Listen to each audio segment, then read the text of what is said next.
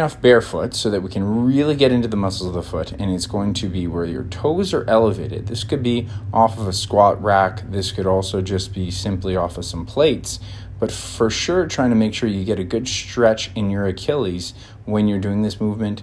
And we're trying to be barefoot so that we can really activate and communicate with our big toe and all the other muscles in the foot. If we go off of our shoe, we might not be able to communicate as well. It's almost like wearing gloves when you're trying to do things with your hands. So we want to really strengthen that big toe when we're doing this.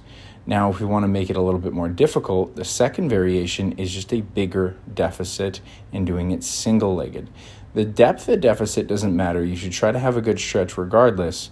But what I definitely want here is in the single leg variation, making sure that you're getting good control off of that and getting good depth. So we're going into just one foot. So we have a stability challenge on that foot, and then we also have a bigger depth on this variation. Again, make sure that you feel like your feet are controlling this from the toes themselves, because your toes are very similar to your fingers for your feet. So here I'm really focused on how is my big toe pushing into the ground and helping stabilize my knee into my hip. Always trying to get that stretch. Now I have a little bit less mobility on my left than I do on my right, so you'll notice that comparable to the last set that I did. And that's what we're trying to make up for, is making those a little bit more balanced. Third variation, once you're feeling good here, is going to be using a dumbbell.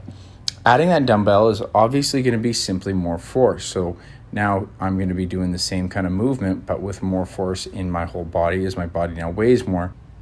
Note that because this is offset, meaning the non-active side actually has a dumbbell, it's actually going to make me focus more on stability left to right. It helps me fire up my glute.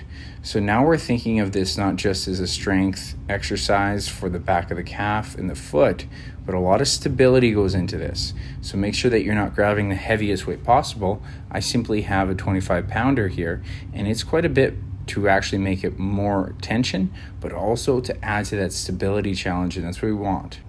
Control the reps with the appropriate weight.